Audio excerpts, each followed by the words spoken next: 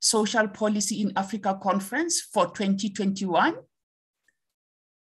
Welcome, colleagues, again, and it's quite befitting that at this time of the pandemic, this is the time where we are hosting our conference, our social Policy in Africa Conference virtually because of the arrangements that we have with the pandemic. And I'm hoping that we'll have a fruitful 2 days as we proceed with this conference. My name is Silwani, affectionately known as Daisy Silimatsela, and I'll be the chair for the opening session. I'm serving as the executive director for the UNISA Library and Information Services, and welcome. I just want to indicate to all of us who are here this morning that we have proceedings up to 11 o'clock. We'll be having 4 opening or welcoming addresses. Then after that, we'll have our distinguished keynote address, and then we'll take questions after the keynote address is presented. And the questions, colleagues, we request the questions will be based on the keynote address and not on the opening addresses. My role, as we know, as session chair is not to actually write an abstract, but just to ensure that the proceedings proceed as smoothly as we can. And we also have to keep time. The session for the opening address is up until 11 o'clock. And I would like us also to keep the timelines. The theme for the 2021 Social Policy in Africa Conference is on development, democracy, and social policy, remembering Professor Thandika Mkandawire. Colleagues, I had the privilege of meeting Professor Thandika in 2017 when UNISA was hosting the first Social Policy in Africa Conference. And Professor Thandika Mkandawire provided the opening keynote address at the opening ceremony of the inaugural Social Policy Conference in 2017. I would appreciate, based on the fact that he was the one who was also instrumental in the opening of the first inaugural conference, that we observe a moment of silence in memory of Professor Thandika Mkandawire. Can we observe a moment of silence?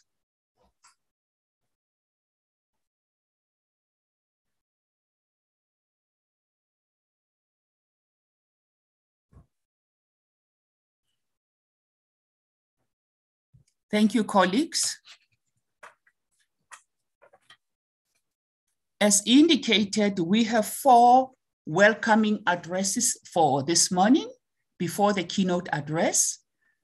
You are welcome to Google, as we are in the global age where we all go online and search for whatever we need.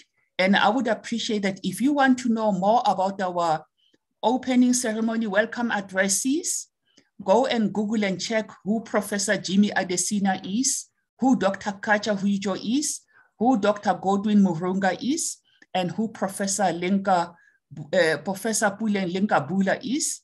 And I will just give a synopsis of our keynote address when we introduce our keynote address. And I just want to indicate that the keynote address will be on video. Professor Gocha will be presenting for us from the US, but it will be on video.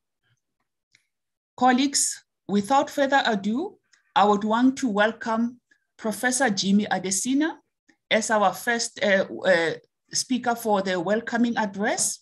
Professor Jimmy Adesina, as affectionately known to you as Jimmy, he is the Sachi Chair in Social Policy and based at UNISA in Pretoria here. Professor Jimmy Adesina, you are instrumental in a number, especially in the founding conference and the conference today. Can you then lead us into welcoming the delegates? Thank you. Thank you, Dr. Selolwane. On behalf, Saniborani Karibu, on behalf of the Conference Planning Committee and the co-hosts, I welcome you to the 2021 Social Policy in Africa Conference, the 3rd edition of the biennial conference series. We held the first edition in November 2017 and the second one in November 2019. The conference is a flagship project of South African Research Chair, such a chair in social policy at the College of Graduate Studies, University of South Africa. The such chair is funded by the National Department of Science and Innovation in South Africa and the National Research Foundation.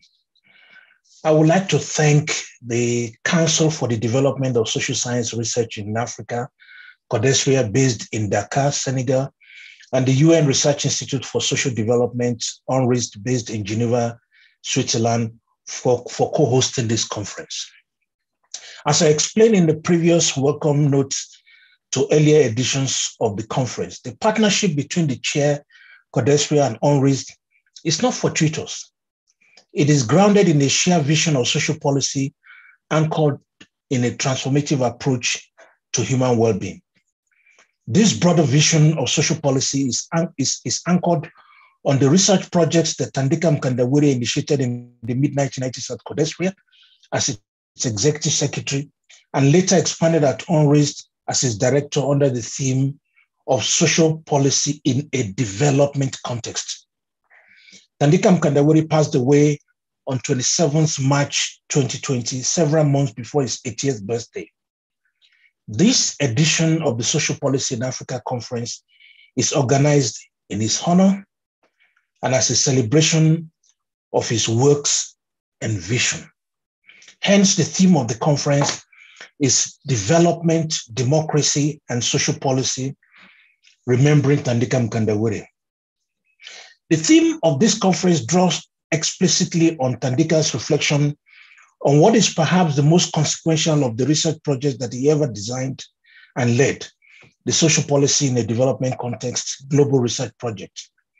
Reflecting on the research project, Thandika noted that, and I quote, "One aspect of what we have done that might last much longer is that we initiated a process of thinking about social policy that relates social policy to issues of development directly and to issues of democracy. We try to link the debate on democratization and the debate on development and welfare policies, which normally occur in different literatures. We try to indicate that there ought to be some close relationship between these three literatures." End of quote.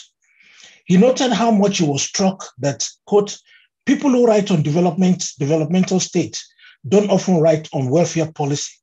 And the ones who write on welfare policies rarely talk about developmental state. And those who write about developmental state rarely talk about democracy," end of quote. Rethinking the research program will involve making the links between development, democracy, and social policy more explicit and getting the literatures to speak to one another. The link is also vital for the idea of inclusive development. Finally, the research program initiated the idea of transformative social policy as the basis for thinking through the linkages between development and social policy explicitly, instead of what Thandika referred to as welfareist policy, social policy. In many ways, the strengths of the literature that Thandika noted are summative of his oeuvre in the pursuit of the developmental project that is democratic, inclusive, and equitable. In fundamental ways, Thandika's idea of development, democracy, and social policy differ from the conventional wisdom in the contemporary approaches to these concerns. In each area, he provided seminal contributions. In contrast to the denuding of development in the wake of the neoliberal counter-revolution in development economics and development studies, and in the repurposing of the idea of development as the relief of poverty, Mkandawire offered a vision of development grounded in the Bandung spirit. Development involves growth with structural transformation of economy and society, the mastery of technology, and strong manufacturing capacity. Catching up, a phrase that Thandika had no problem using, I quote, "requires that countries know themselves and their history that has set the initial condition for any future progress," end of quote. Development requires learning from the pioneers, but it's not mimicry. The knowledge imperative requires considerable investment in institutions of knowledge production and state capacity to coordinate and steer the development process. This involves a sustained ecosystem of innovation and the capacity to respond to a broad range of challenges, Structural transformation and mastery of technology go with innovative and robust manufacturing capacity within Jose Antonio Ocampo's broader idea of, I quote, active production policies, end of quote. The focus of such strategy, as Ocampo further noted, should be, I quote, on the dynamic efficiency of economic structures defined as their capacity to generate new waves of structural change, end of quote.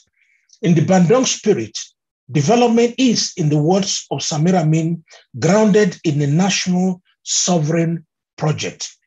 It is a quest for averting the extraversion of economy, culture, and knowledge system. In a context in which democracy is hollowed out and reduced to the performative process of periodic elections, for Thandika, the idea of guaranteed individual and collective rights is firmly linked with deliberative governance and accountability. Fundamental to this is the policy-making process based on popular interest and policy autonomy. The idea of disempowered democracy or choiceless democracy, as Thandika noted, informs Thandika's gaze on governance landscape. In this sense, development is a constitutive component of the national sovereign project, framed by endogenously grounded policymaking. Democracy, in this sense, is a constitutive pillar of development. Nkandawire rejected the idea of development as a process of blood, sweat, and tears. The authoritarian path to development was to Thandika an anathema. Finally, in the context of the idea of social policy as the relief of extreme poverty, while market-based social provisioning caters for those not considered destitute, a social policy architecture that is, in Andrew Fisher's words, stratified, segmented, and segregated. Nkandawire reminds us of the importance of a coherent, normative, and holistic approach to social policy. Nkandawire offers insights into the connectedness of social policy to development in the transformative role that social policy plays in the context of development. Similarly, social policy is about social investment necessary for inclusivity, enhancing the productive basis of society. Progressive social policy is concerned with redressing the gender equity left on its own that the development process does not address. As feminist economists remind us, labor power is a produced commodity. It is produced within the abode of the unpaid care economy. In reconciling the burden of social reproduction with other tasks, social policy involves deliberate efforts to redress gender inequities and transform social policy, social relations, and social institutions. In contrast with the new poverty agenda, Nkandawire reminds us that societies that successfully reduced poverty and enhanced human well-being were often concerned with broader social and economic issues rather than simply about the relief of poverty.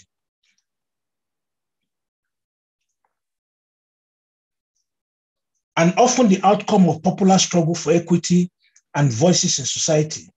Social policy provides underpinnings of inclusivity and deliberative governance in the context of development. Rather than simply about the relief of poverty, social policy offers a broad range of instruments for driving inclusive development process, security throughout the life cycle, and the transformation of social relations and institutions. In seeking to get to the different literatures of development, democracy, and social policy to speak to one another, Nkandawire sought to give a coherent conceptual underpinning to the idea of inclusive democratic development project. Nkandawire passed away on 27th March 2020. He left with us seminal contributions for rejuvenating the developmental process. We're honored to have Professor Jayati Ghosh and Professor Adebayo Olukoshi as our keynote speakers for this conference. I thank them for accepting our invitation. Further, we inaugurate the annual Tandika Mkandawire Memorial Lecture at this conference. The annual Memorial Lecture is a joint initiative of the SACHI Chair in Social Policy, Codespria, and Unrest to honor the memory and the works of Tandika. We are grateful to Karina Clint, Tandika's partner, and Andre and Joshua, his sons, for giving their consent for the annual Memorial Lecture series. For the inaugural edition of the Memorial Lecture, we could not ask for a better person to deliver the lecture than Professor Fantu Cheru, a close associate of Tandika. I would like to express our deep appreciation to Professor Cheru for accepting our invitation to deliver the inaugural Tandika Mkandawire Memorial Lecture. Among other initiatives, this conference showcases the gender equitable and transformative social policy for post-COVID-19 in Africa research project. I would like to thank Professor Georgie Chikata, Professor Nana Akwa Ayidoho, and Dr. Michael Pesa-White for the partnership. For their support, I wish to thank Professor Puleng Lenkabule, the Vice Chancellor of the University of South Africa, Professor Tenjiwe Meyiwa, the Vice Principal Research Postgraduate Studies, Innovation and Commercialization at the University of South Africa, and Professor Patrick Ngulube, the Acting Executive Dean of the College of Graduate Studies at the University of South Africa. I should acknowledge Professor Lenkabule for going beyond the call of duty to record a welcome address, despite a very busy schedule. I thank Dr. Sele Matela, our session chair, for our support and stepping up when called upon. The lingering impact of the COVID-19 pandemic has meant that the 2021 edition of the conference is taking place as a virtual event on the Codespria Zoom platform. I would like to thank Codespria for this. The platform has allowed us for the first time to run the conference as a bilingual event. I would like to acknowledge the effort of members of the conference planning committee in organizing the conference. Bashiru Wang at Codespria, Simangele Sitole, Hanley Volhuta, Doc Mlambo at Shudisa. Bashiru has been responsible for setting up the conference website and the Zoom sessions. I thank him for his ceaseless effort. Although a virtual event, we trust that you will find your time at the conference a very rewarding one. Asante sana. Ngibona Kakulu. Thank you.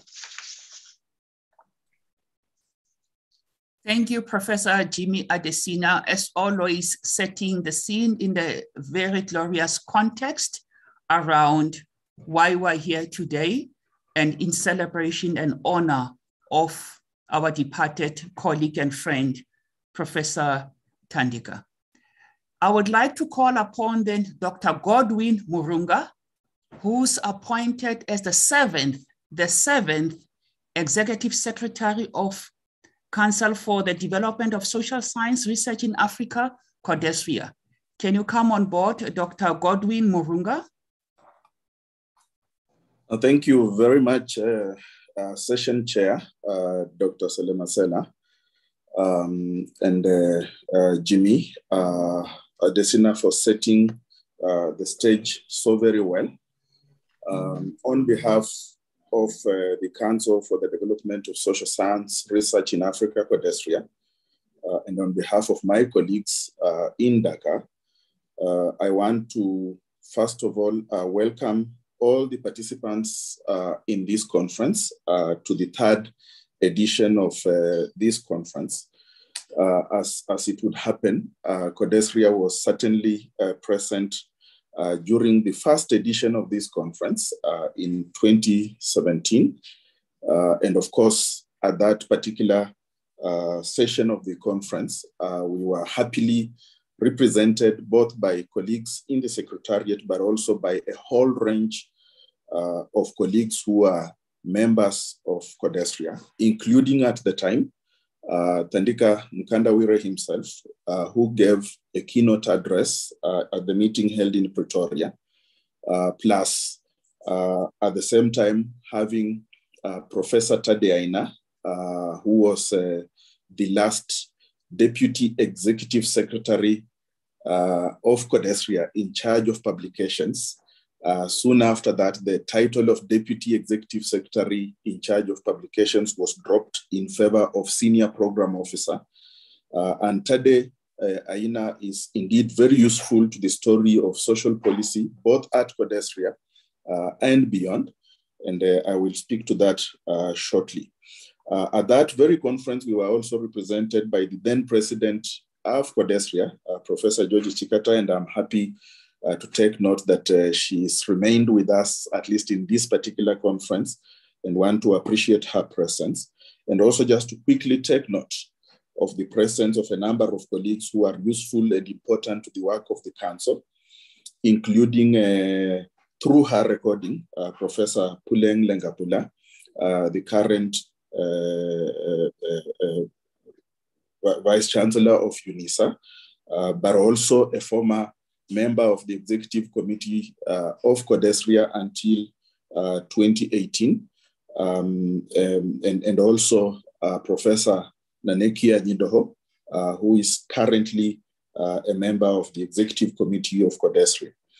I take great pride in mentioning these names and perhaps a few others that may have joined that I was not able to see on my system, partly because they represent what has become a network of research that itself mimics a family, in which many of the issues that we write about and discuss find resonance not just through the chair, which is hosting us for this particular conference, but through a network of universities actually that have become relevant in complementing the work that we do at the council. And it makes perfect sense for me to record my appreciation to everyone who has made the very reality of developing a network of researchers interested in social policy in Africa in particular, but generally in the policy question, a constant matter worth noting. The third edition of the conference on social policy is taking place at a time when I feel that Codesria has begun to take its rightful place as a premier social science organization on the continent. I am happy to note, and I had assumed that Professor Jimmy Adesina would mention this, that not only are we convening conferences celebrating, interesting ideas coming up during the conference, but we also have taken really good steps in making sure that the outputs out of the conference we hold are actually published and available to researchers to use for posterity. And so a few months ago, Codesria actually did publish jointly with the chair the proceedings of the first conference, which is now available in a book which I'm holding. And the book edited by Jimmy Adesina is titled Social Policy in the African Context. Perhaps another major intervention in the story of the study of social policy from an African perspective, because what has become clearer to us as we engage this topic, it is that social policy needs to be rescued from a wider policy space that has been caught in a logic, in an analytical logic that is, in a sense, really neo-colonial. The reframing of the ideas of social policy to sound more like they reflect only on questions of social protection, developing safety nets that are supposed to solve a problem outside the development framework. I think that the work that Thandika did and the work that Unrest continued to do and the work that the Sachi Chair of Social Policy now does is to remind us that social policy, as has been cast from a development logic, misses the very essence of what the social policy ought to do. And so the publication that came out, which I encourage everyone who is online to buy through an online system that we have developed at Codesria, and for which my colleague Basiruwan will post the web page, is available for purposes of reminding us constantly that from an African perspective, indeed from the perspective of what one would call the least developed countries, that there is something about social policy that is much more than what it has been framed to do. And the story of Codesria, indeed the story of many African institutions, has been a story of highlighting the social policy contexts within which many areas of intervention on the continent around development would be much richer if it understood the perspective, especially the perspective of transformative social policy. Codesria has done quite a bit of work on economic policy. The whole story of industrialization, as Professor Jimmy Adesina mentioned, the story of the agrarian question and the land question, which among others, the late Achima Feje did quite a bit of work, and later on our late colleague Sam Moyo did quite a bit of work, and the Institute in Harare continues to do excellent work on this, raise important questions around social policy that I think cannot be short-circuited through a narrow definition of what social policy means. Some of the early works that Professor Jimmy Adesina did through Codesria on the labor question raised significant questions about the relevance of social policy. And of course, later on, the work around the national question, the state and democratization processes, all began to bring the agenda of social policy indirectly to the top of many institutions, Codesria included, Unrest included. That by the time that Thandika Mkandawire was publishing his essay on the developmental state, which was a sweeping analysis of how the notion had been used in different places, it was clear that the question of social policy was going to occupy an important space. And Thandika's own contribution was to begin to make an insistence that the developmental state, in its very analysis, was imperfect if it did not consider the question of the democratic element to it. And at Codesria, I think that we've done quite a bit of work on this. By around 1995, it was clear that making all this analysis that tangentially touched on the question of social policy did not sufficiently address the question if the gender dimension to it was not carried on board.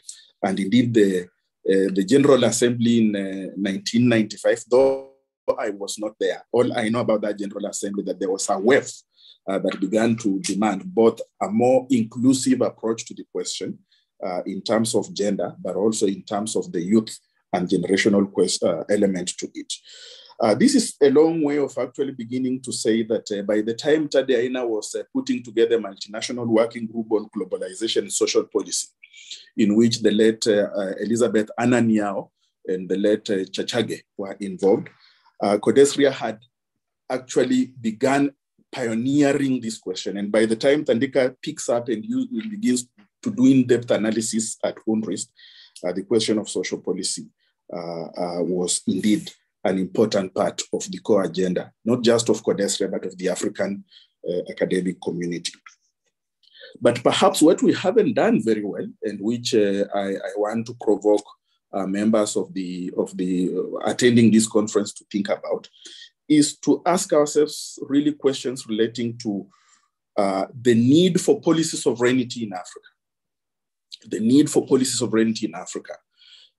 Professor Jimmy Adesina will remember that he's raised this question before at the 2018 Codesria General Assembly in response to the address by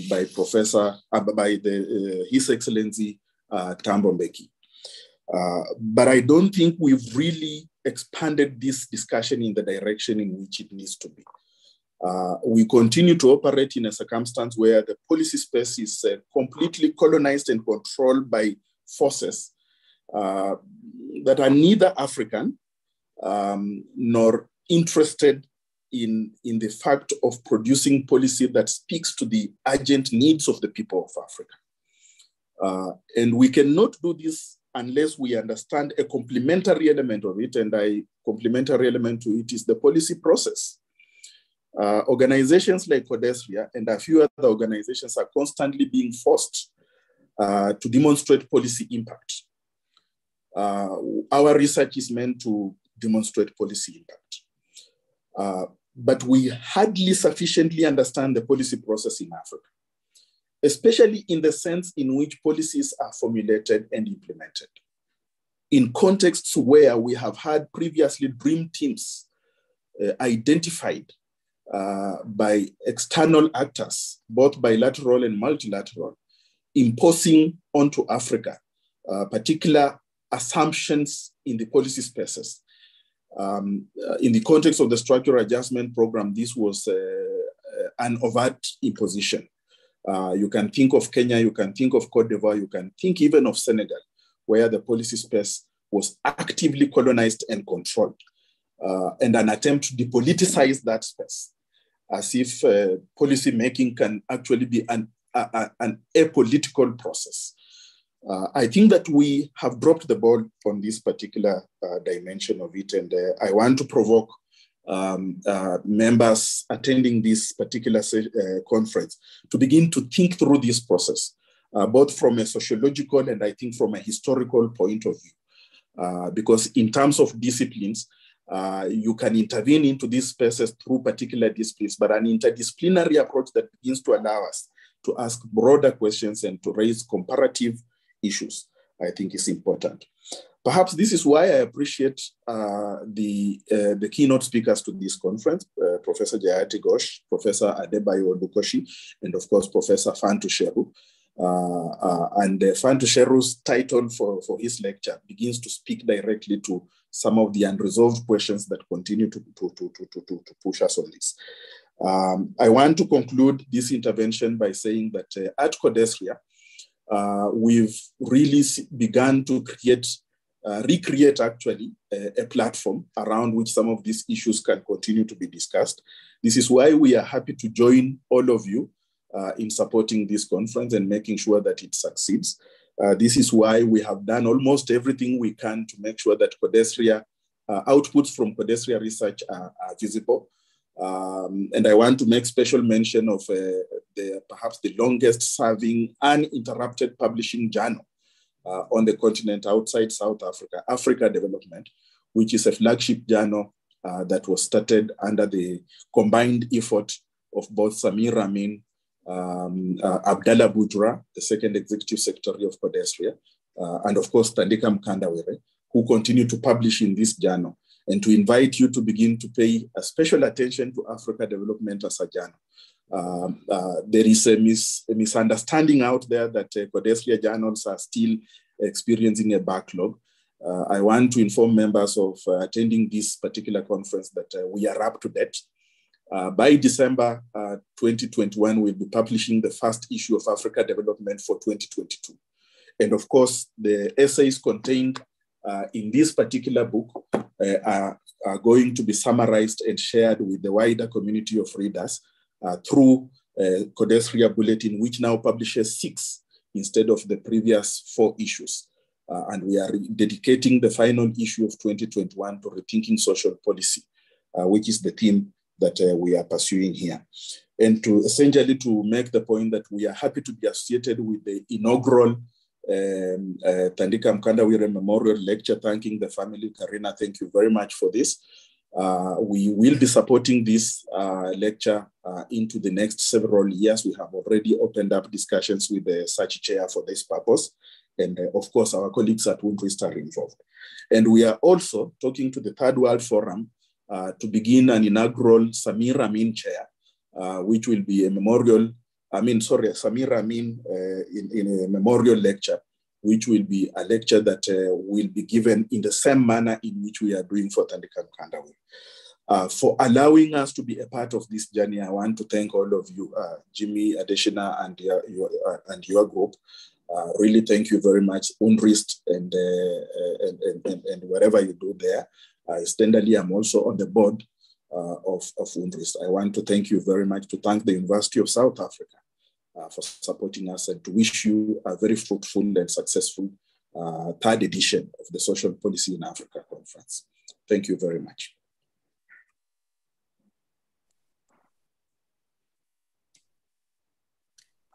Thank you, Dr. Godwin Muranga. Thank you very much for that opening session, welcoming address. Can we then have Dr. Kaja Ujo, who's the director based at the United Nations Research Institute for Social Development. Welcome, Dr. Kaja Ujo. Yeah, thank you very much, Madam Chair. And just a small correction, I'm representing our director, Paulette, on this opening panel. So thank you, dear friends and colleagues joining us from all over the world for this virtual conference, and dear co-panelists on this opening session, dear Professor Yati Ghosh, our distinguished first keynote speaker, and dear Makandawiri family. It is my great pleasure to welcome you also on behalf of Unrest to this third edition of the Social Policy in Africa Conference. And we are deeply grateful to Professor Adesina and his research chair in social policy, to the University of South Africa and to Codesria for the organization of the conference and for giving us the opportunity to co-host it once more.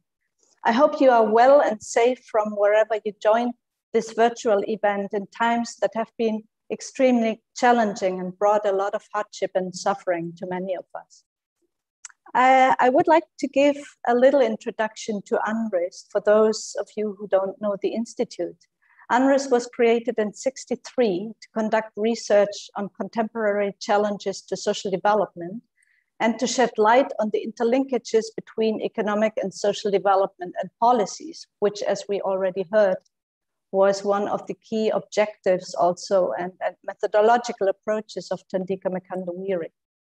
Unrest is autonomous and not funded by the UN, which permits us to engage with critical research and to present a variety of viewpoints and approaches, shielded from political influence of governments or other authorities. What are some of the key characteristics of Unrest? Well, one is the multidisciplinary approach to research, at the same time as it is founded in norms such as social equity, inclusion, and social justice. And the second is that we work with research networks from all over the world, rooted in the Global South. And in this regard, the research partnership that we have established with the University of South Africa, but also with Codesria and many other partners in Sub-Saharan Africa and Northern Africa, are very precious for us. A research process that is shaped and driven by our partners and seeks to strengthen global research and policy networks over time, and leveraging the viewpoints from Southern researchers in global fora and the United Nations.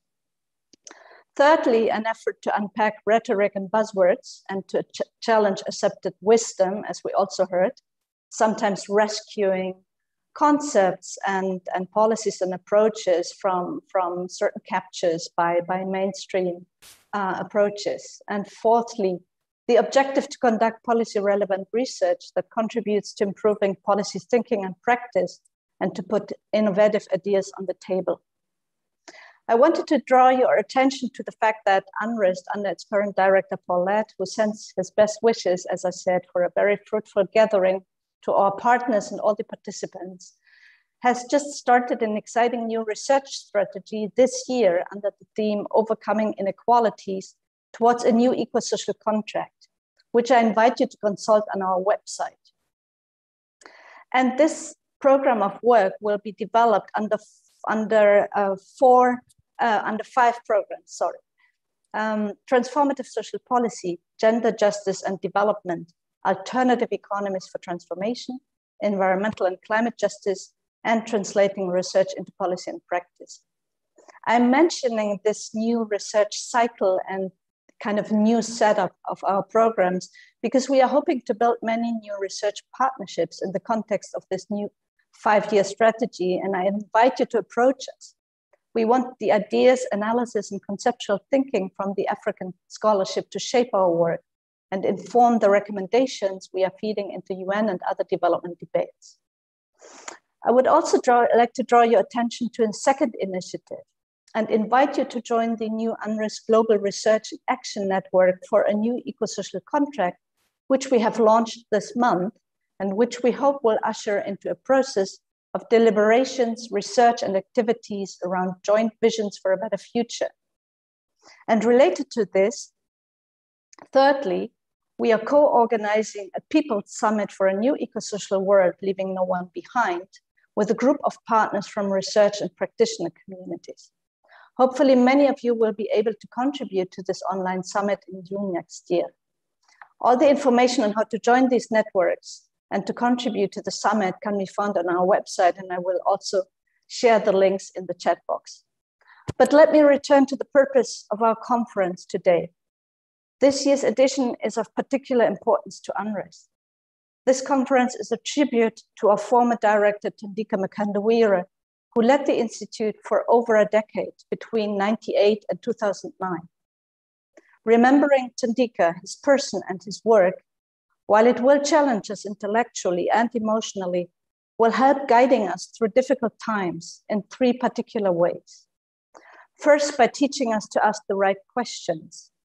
Second, by reminding us not to look for easy answers or blueprints. And thirdly, by strengthening our belief, inspired by his own firm conviction in the value of research for designing better policies and transformative development strategies. As in previous editions, it was a great pleasure for me to read through the program of this conference, and I want to thank Professor Adesina for the immense effort he and his team has dedicated to it. This impressive number of scholars, in particular young scholars and PhD students, contributing to this conference and the comprehensive mix of themes is a testimony to the richness of the research community and the relevance of the conceptual framework for the conference, which is inspired by Thandika's work. It also shows that the call for paper conference is a very useful and inclusive instrument to expand our social policy research community, which now spans many countries and regions across the globe. So let us take full advantage of the next couple of days to listen to each other, to actively engage in discussions, and to think about strategies to reach out to those who take decisions and shape opinions. In a world of misinformation and growing confusion about fake news and contradictory or biased scientific evidence, let us communicate the rigorous and relevant research findings that will be presented during this conference and build strong alliances for change. And last but not least, let us be inspired and pay tribute to the intellectual giant, engaged economist, world citizen, and son of Africa, Thandika Mkandawire, whose legacy continues in our work and will hopefully shape generations to come. Thank you very much, Madam Chair.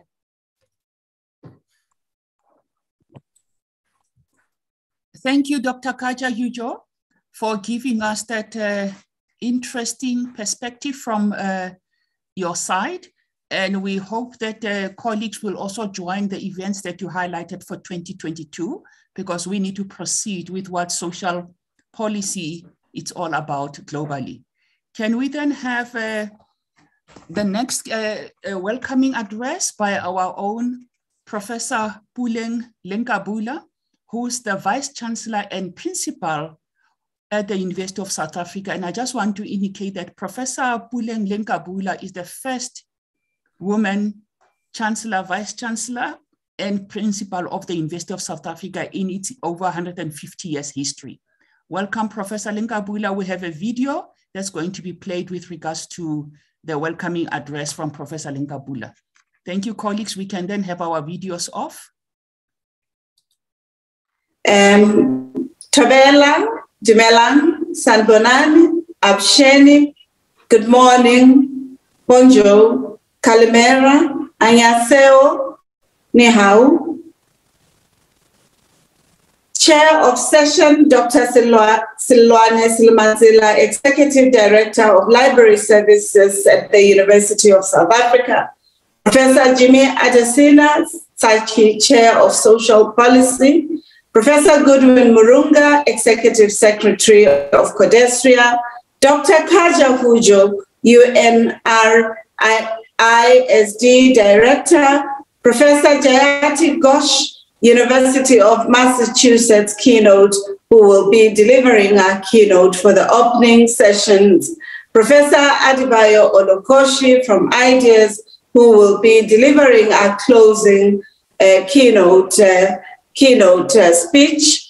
UN representatives, UNISA academics and management, academics and researchers, students and members of the public present, good morning, good evening, good day. The Social Policy in Africa Conference is a flagship activity of the South African Research Chair in Social Policy at the College of Graduate Studies, University of South Africa. The conference is a biennial event and has been organized in partnership with the Council for the Development of Social Science Research in Africa and the United Nations Research Institute for Social Development. I'm delighted to observe that since its inception in 2017, the conference has become a leading scholarly platform for the exchange of knowledge, debates, and discussions on social policy in Africa. As a critical aspect of research and policy that seeks to enhance people's well-being, the Chair, Codestria, and UNRISD share a common concern with critical approaches to social policy that is focused on equitable and inclusive development.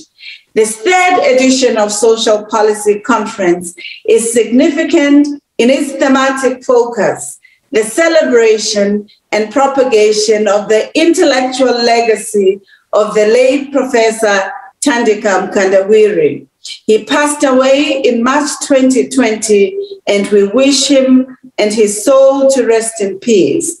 Professor Mkandawire was a remarkably fertile mind who brought his enormous energy to bear on a diversity of intellectual issues and institutional building.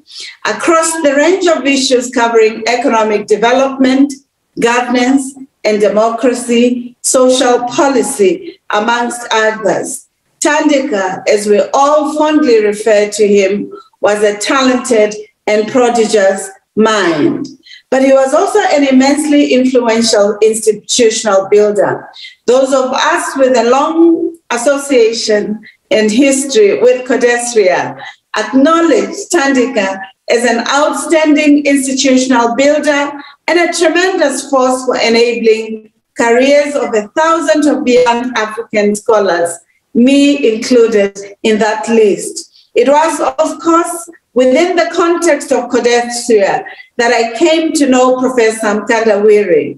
I cherished the moments where he deliberated with us around Africa's development, Africa's intellectual insights, Africa's futures, and Africa's ideas, insights, inventions, civilizations, as well as the intellectual commitment of African intellectuals of different generations to ensuring that they are at the center of shaping emancipatory knowledge systems around the continent, which do not mimic other environments, but are attentive to the local and contextual realities of Africa, its people, its developmental trajectories, and I will forever cherish those opportunities.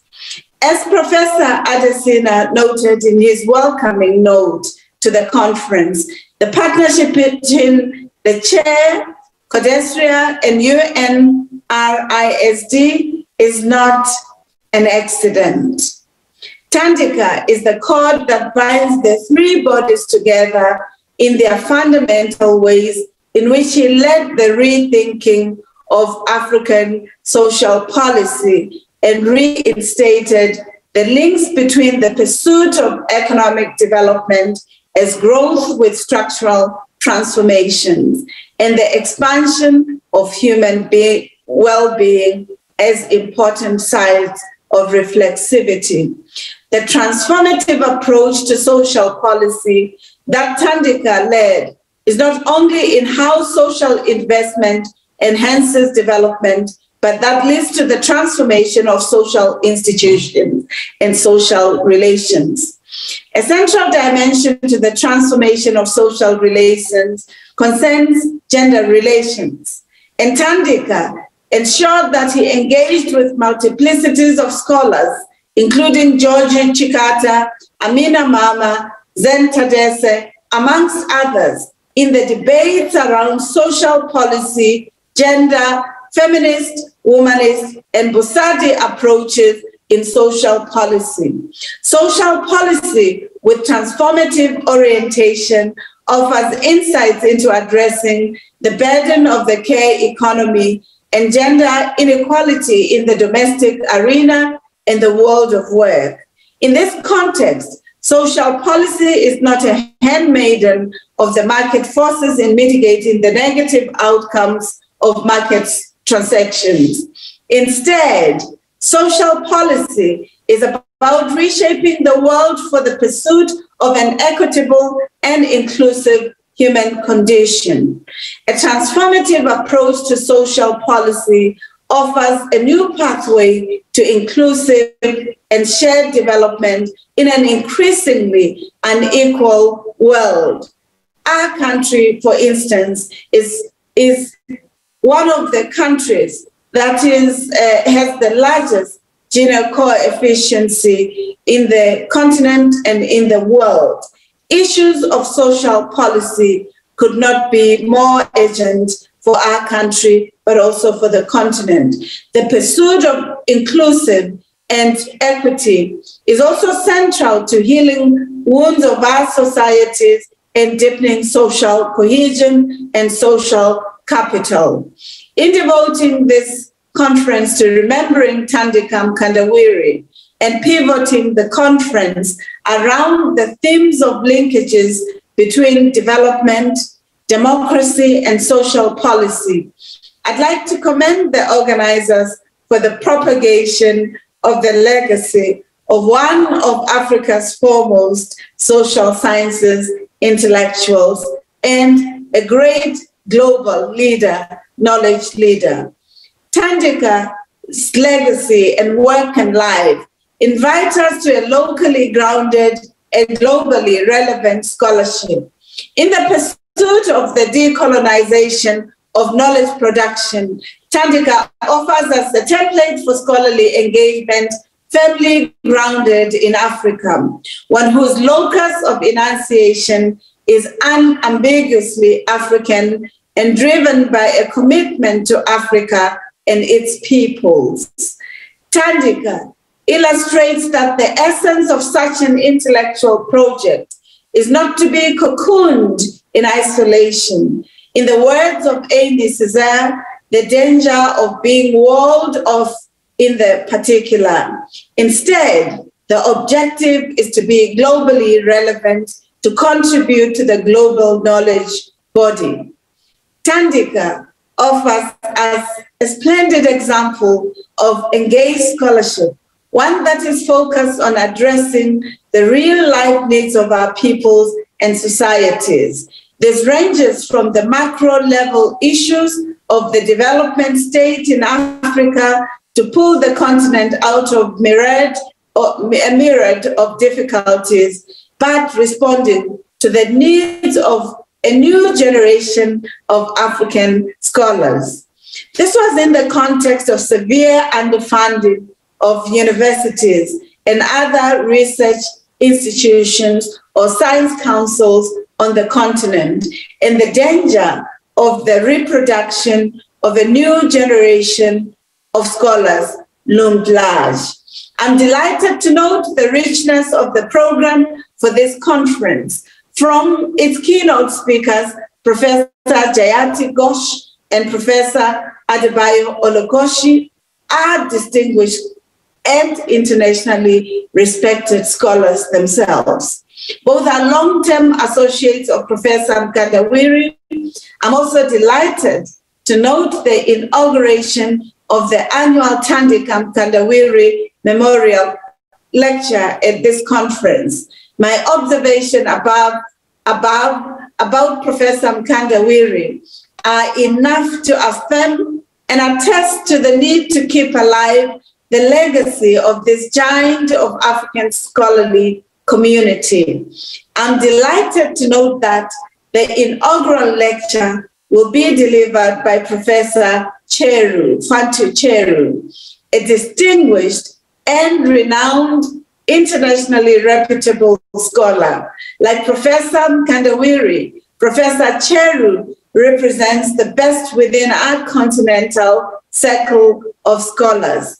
I'm truly elated because through Professor Mkandawiri, I was exposed to multiplicities of renowned African scholars who were shaping ideas, insights, innovations, and global impact in the social sciences and humanities. In particular, I have appreciated the discussions that Professor Mkandawiri created for us as emerging scholars who needed to engage with established scholars such as Professor Issa Shivji, Sam Moyo, Zen Tadesse, Amina Mama, amongst others, and many others. And I apologize if those of you who would have walked the trajectory of enabling scholars such as myself, who were youth and young adults, when we first came to the Uganda Conference of Codestria, the 13th annual conference of Codestria, and who took charge to mentoring us, to ensuring that we looked into institutional building and intellectual articulation of social justice, social cohesion, and ethical issues necessary for the developmental, democratic, and emancipatory projects within our societies. And for this, I'm truly grateful. On behalf of the University of South Africa, I extend warm and hearty welcome to all the participants at this conference. I wish you productive deliberations and a fruitful exchange of ideas.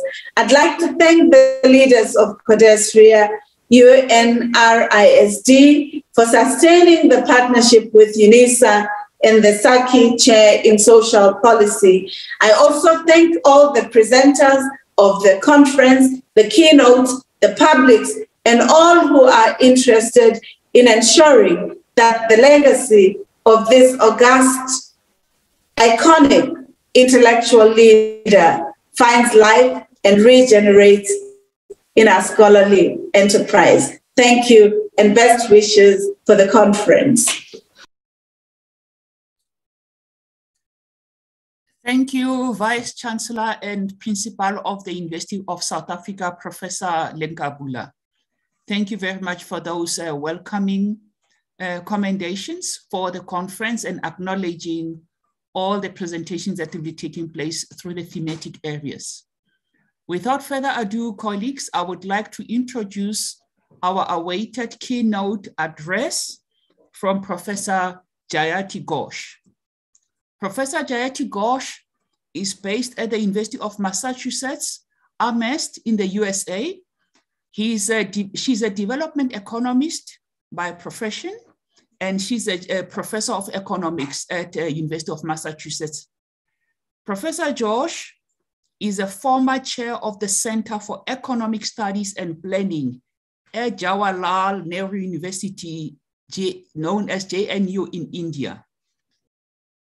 Professor Ghosh is also the founder of the Economic Research Foundation in New Delhi, India. Also the executive secretary of the International Development Economics Associates, IDEAS, that we all know of, and we also have colleagues who will be presenting from IDEAS. Professor Ghosh is also a multiple award winner. She received the United Nations Development Program Prize for Excellence in Analysis for the West Bengal Human Development Report, for which she was the principal author. So we are in good hands today with regards to this keynote address, and especially as we celebrate the life of Professor Thandika. Professor Ghosh served as a visiting professor at several universities around the world.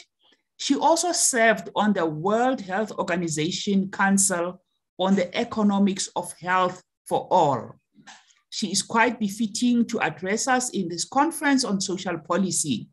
Let us welcome Professor Ghosh, Keynote Address on making social policy effective in an ever more unequal world. We are going to then observe a video from Professor Ghosh.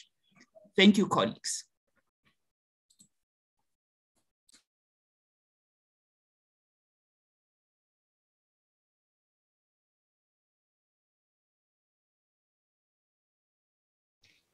It's a great pleasure for me to be with you even virtually. It's a sign of our times, I think, that we cannot meet in person. And I do regret not being able to be part of what I know is going to be a really exciting, stimulating conference.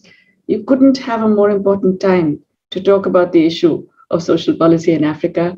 And so I'm happy to be even a small part of this, even indirectly in this manner. I'm going to share my screen so that I can show you my slides.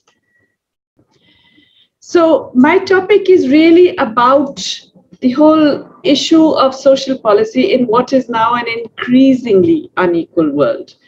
And I'm going to begin by talking a little bit about the aspects of that inequality and what that means in turn for social policy and for a subset of social policy, which is social protection. I think we need a bit of background. We need to establish that well before the global pandemic, and that's important for us to recognize, well before the global pandemic, in fact, capitalism was not in good shape. Okay? Capitalism was already showing slowing growth, decelerating investment. Overall, it was just less dynamic. And this has been true for a while, and particularly after the global financial crisis. Supposedly, the global economy recovered, but it really required unprecedented, historically unbelievable levels of liquidity injection by the central banks of advanced economies. Of course, the United States Federal Reserve was the head of the pack, but across the world, the advanced economies really did what would have been unimaginable even a decade earlier in terms of providing massive liquidity just to keep capitalism going, if you like. This, of course, many naysayers said this is going to lead to tremendous inflation. It did not. But the more important point for us is that it actually required this just to keep going at the rather limping speed that it had been. Now, why is this? A significant part of this is really because of the way in which capitalism had actually generated its own difficulties.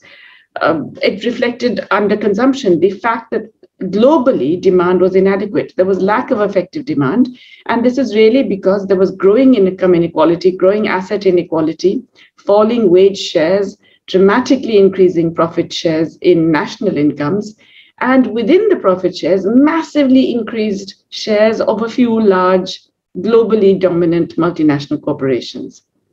So this really meant that the majority of the global population had less opportunities and possibilities of spending, which in turn generated inadequate demand and then created less incentives to invest.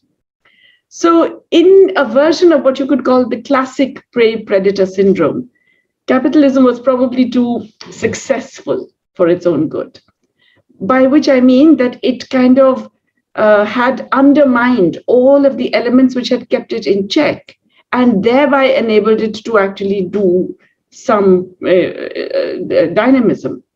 Neoliberalism, broadly speaking, undermined all of the checks and balance and limits to what became global capital's unfettered power.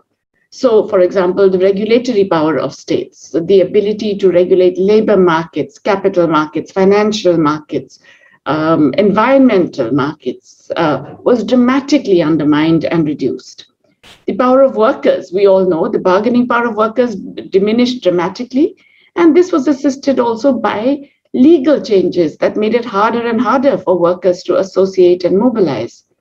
And of course, global welfare, state welfare, the welfare state more or less disappeared. And this was in most parts of the world, not everywhere. And this of course, is also expressed in terms of social policy or the decline of significant social policy in many parts of the world. So let's just look at what happened to global GDP growth over this longish period. You look at the past half century, and you find that, yes, GDP has been going up, but the rate of growth has been almost continuously decelerating over the entire period. And so, here it is, neoliberalism is supposed to give you unfettered capital. There's nothing stopping capital from doing exactly what it's like, what it wants. And of course, the nature of capital is to accumulate, to grow and grow and grow. My friend, the journalist P. Sainath, has described it as the ideology of the cancer cell, that you just have to keep growing, accumulate. That is Moses and the prophets. Yet that impetus was coming down. And this is really reflective of what I was saying, that it had undermined all the elements that provided some countervailing force that enabled it actually to grow. And because of that, global investment has been highly volatile. Now, it looks as if in one of the decades in the 2000s decade that investment went up. But I'm going to explain how that really reflects only one region. It reflects the East Asian region. Overall, you find that investment really didn't grow much. It was very, very volatile, and it was not showing significant growth, despite the fact that capitalism had basically, beaten all its rivals, destroyed all opposition. You would have thought that this is the moment then to actually invest more. But no, you find that that doesn't happen. And that's particularly evident if you look at what's been happening in the regions that are the home, if you like, the core of global capitalism. So in this chart, the green line is global investment, but you can see how that is utterly dominated by China. Look how the major economies, it's really China that is showing the big dynamism in investment. The other economies, it's really flat from the mid-1990s onwards. And it's really China, and therefore East Asia, that has dominated in global investment. And of course, China, as we know, it's capitalism, sure, but it's a whole different animal from what we see in the advanced world. And it is very state-led, very state-directed. So it's not quite the same as allowing unfettered capitalism.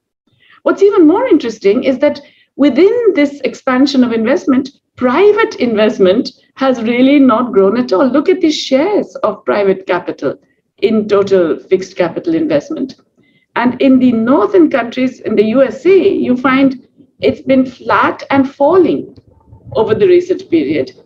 It's increasing in China, yes. And what is also interesting is that the share of private capital in total investment is higher in China than in the US. Supposedly, the state socialist, Chinese model has actually got a larger share of private investment than the US. But that's a topic for another day. It's just worth remembering this. The basic point is that there has actually been not much investment dynamism in this dramatic period of the, shall we say, flowering, the unfettered, deregulated flowering of global capital. Now, of course, then the pandemic made things infinitely worse. And there are so many reasons and factors for how the pandemic made things worse. But here's just the latest indicator in terms of the overall change in economic activity.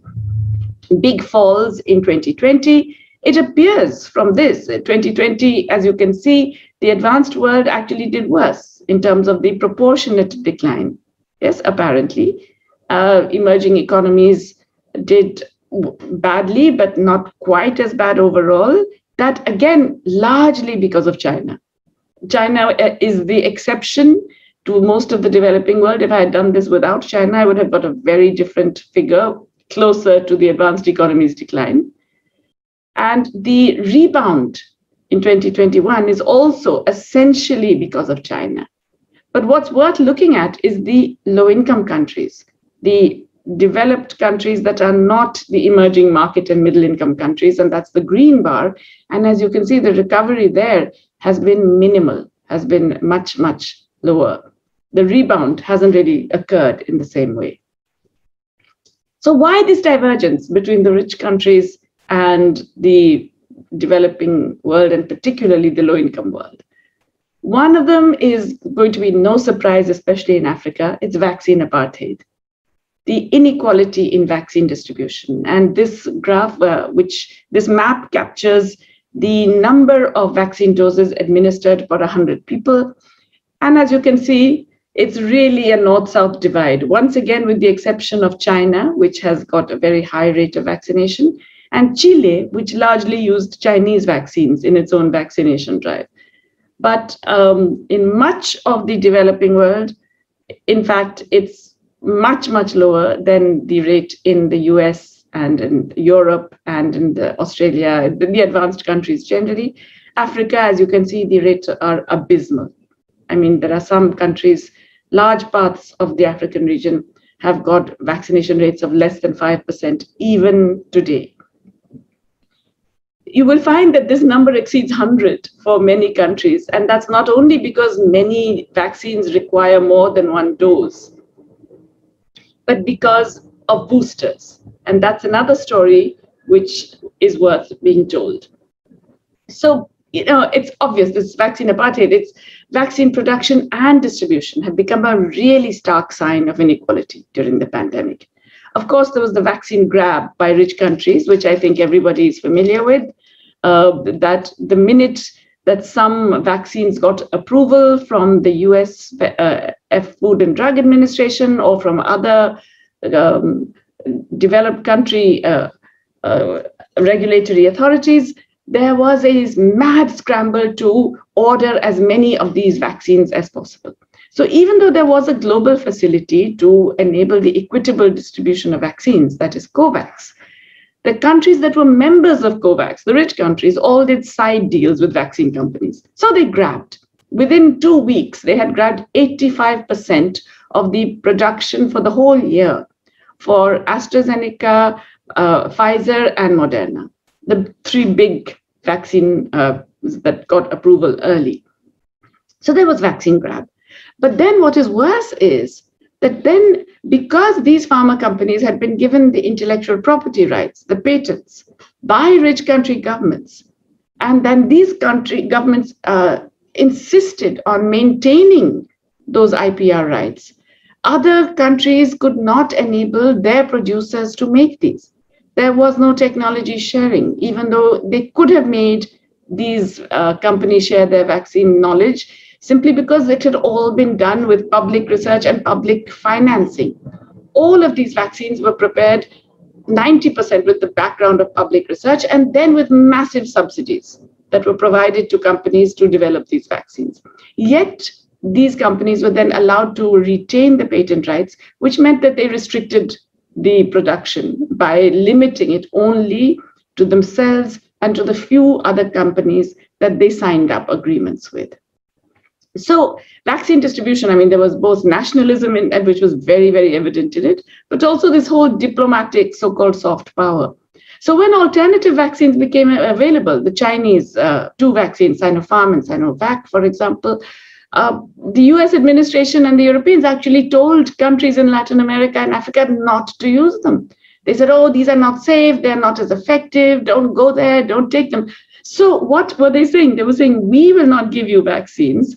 We will grab all the vaccines ourselves. We will not even let our companies share the knowledge that will enable you to make the vaccines. But then we don't like it when you go and try and buy vaccines from other sources as well. Now, this is, of course, ridiculous, because we all know that a pandemic can only be overcome when it's overcome everywhere. It should be a no-brainer. It is so obvious. It is public health 101. And yet these governments have behaved as if that reality doesn't exist. Now, in fact, what everybody said at the time, and which Dr. Tedros, the head of the WHO, repeatedly said, is that if you do not do this, if you delay vaccination of people across the world, the virus will mutate. And this will then affect economic prospects in both the developed and the developing countries. It's not that you can escape it simply by saying, I'm going to vaccinate my own population. And so you will get mutant varieties. And so we have Delta plus, Delta plus plus, which we know are more infectious, more deadly. And there is always the fear that a new mutant could be less controlled by the vaccines. So far, we've been relatively fortunate that the existing mutants are not so resistant to vaccines, but you never know. This is an ever-present threat. And it's because the rich world has been so selfish that they now have to go in for booster vaccines. And that, again, is another obscenity. Today, in a press conference, the WHO head, Dr. Tedros, mentioned that already there are more booster shots being delivered in rich countries than first vaccines in Africa. That's the kind of vaccine apartheid that we have, with, of course, the obvious implications then for economic recovery after the pandemic or livelihood recovery during the pandemic. But another big reason for this inequality that I have mentioned is because of the very different fiscal responses between developed and developing countries. So the first set of columns shows the fiscal response in advanced economies, the second set in the emerging market and middle income countries, and then finally the low income countries. So you can see that both in terms of actual spending and taxes foregone, which is the blue column, and in terms of all the other underwriting of borrowing by others, providing guarantees, providing loans, and so on, it's been a massive fiscal expansion in the developed world, much less in the middle income and emerging market countries, and very, very much less in the poorest countries. Now, these are all as a share of GDP. So in absolute numbers, the differences are even starker. Let me just give you one example of the starkness of the difference. The additional fiscal spending in the US alone since January 2020 is in the order of, depending on the measure, anywhere between $25,000 and $30,000 per capita. Per person, additional spending is between $25,000 and $30,000 per capita. The additional spending in the low-income countries, $2 per capita. That's the order of difference. $25,000, $2. That's the inequality that we are observing. So, as I said, between January 2020 and September 2021, advanced economies as a group have spent almost a quarter of their 2020 GDP, 23% of 2020 GDP on average. Okay, this is actually the biggest fiscal increase in capitalist economies outside wartime. It exceeds Roosevelt's New Deal spending in the Great Depression. It is unbelievable, the kind of spending that has occurred, especially in the US. And as a result of that, the IMF estimates that globally additional fiscal spending has come to almost $11 trillion.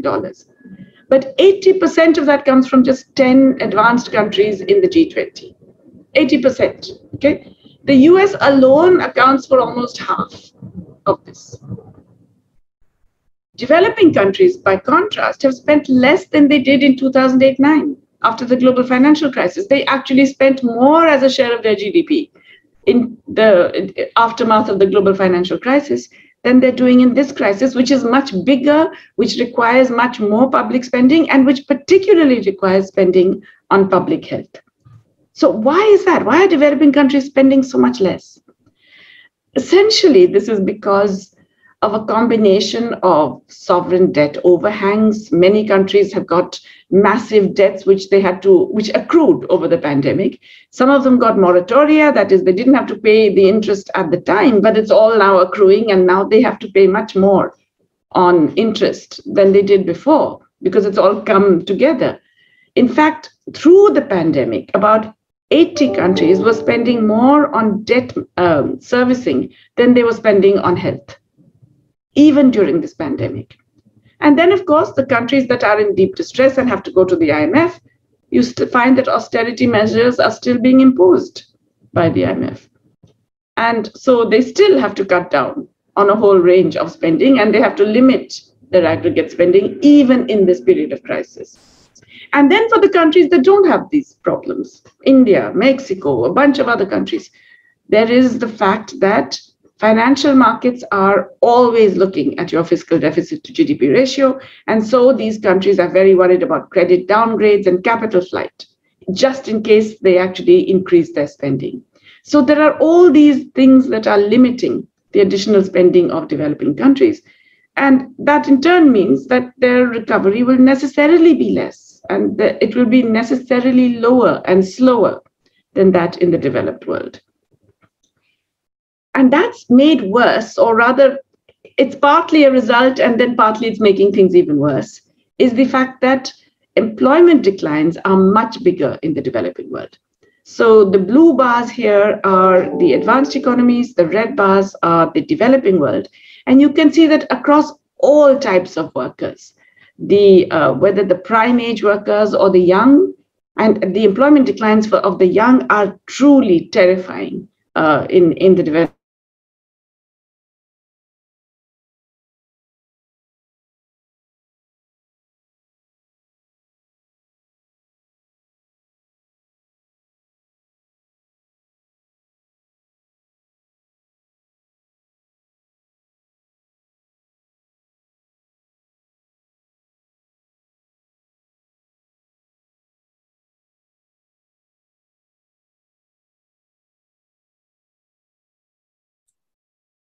Marius, have we lost Prof. Ghosh's presentation?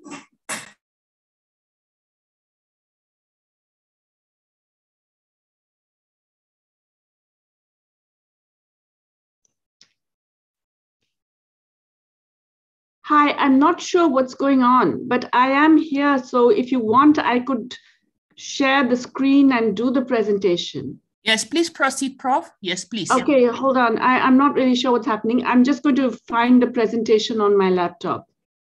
Just Thank you. Yeah.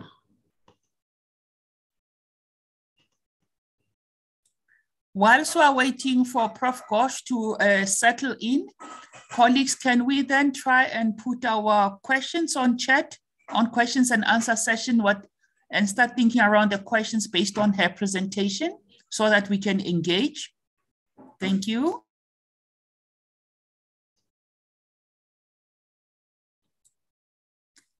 And colleagues, remember to tweet about the event and what's happening now.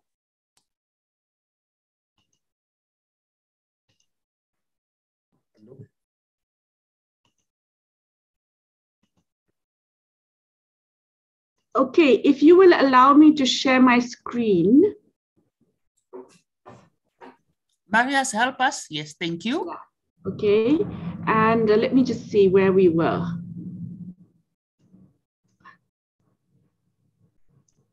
Here, I think. Okay. Right, can you all hear me? Yes, we Prof, can. you can proceed. Yes, Thank you. And you can see the screen as well, right? Yes, thank you. Okay, yes. Great. So as I was saying, the employment declines have actually been much bigger in the developing world. For the youth, just for this very short period, there's a 13% decline in employment in the developing world. But whether you're looking at young people or men and women or high skill, low skill, by every category, the decline in employment in developing countries has been anywhere between 3 times to, double to 4 or 5 times the decline in the developed world. And that's serious because we already had a lot of unemployment and underemployment, and we also have a youth bulge in many parts of the developing world. So that's a serious problem. And what's even worse is that we have a much greater degree of informality.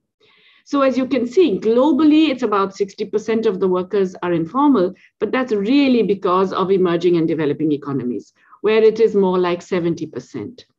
And as you can see, in developed countries, it's less than a quarter are informal in work. But there's a big difference across regions, as you can see. So Europe and Central Asia have the lowest rates of informality. Africa has the highest, but my own country, India, within Asia Pacific, has got very high rates of nearly 90% informal. And even in non-agriculture, a very, very high rate of informality in these countries. If you look at it globally, this is a map that is telling you pretty much the same thing. In terms of informal workers within, if you include agriculture and even if you exclude agriculture. And as you can see, when you include agriculture, then large parts of Africa and some parts of Asia, more than 3/4 of workers are informal. But even when you exclude agriculture, then you find that very large numbers, again, more than 3/4 are informal across South Asia, Central Asia, large parts of Africa, and even some parts of Latin America. Now, why is that important? Because, we've now seen in the pandemic that informal workers are so much more vulnerable. When you have declare a lockdown, or when you cannot work anyway because of sickness or something, you have no legal protection at all for job loss, from being made redundant, or from a reduction of your wages or working hours. The half of the informal that I've mentioned are self-employed workers.